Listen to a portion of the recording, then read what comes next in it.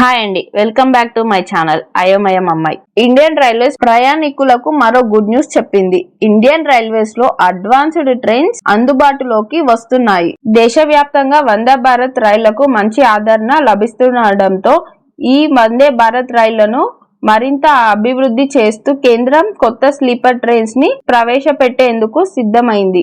అందులో భాగంగా తెలుగు రాష్ట్రాలకు 2 వందే భారత్ స్లీపర్ ట్రైన్స్ ను కేటాయించడం విశేషం. ఇప్పటికే semi high speed Vande Bharat express రైళ్లను ప్రవేశపెట్టింది రైల్వే శాఖ.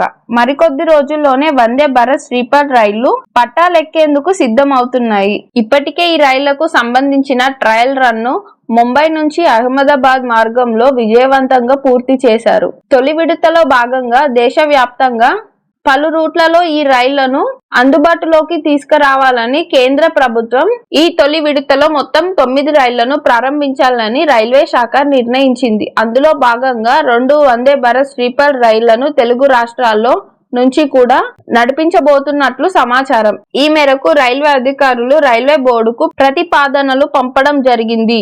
ఈ రెండిటిలో ఒకటి విజయవాడ నుంచి వారణాసి అయోధ్య వరకు, మరొకటి సికింద్రాబాద్ నుంచి తిరుపతి వరకు ఉంటుందని తెలిసింది. మరికొన్ని రోజుల్లో ఈ వందే భారత్ స్లీపర్ ట్రైన్స్ ను పట్టాలెక్కించే అవకాశాలున్నాయి.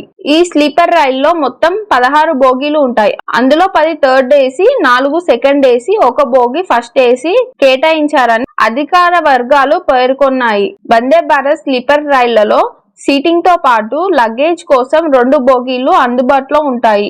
ఇంకా అతి త్వరలోనే ఈ రైళ్లు తమ సేవలను మొదలు పెట్టే అవకాశం ఉంది.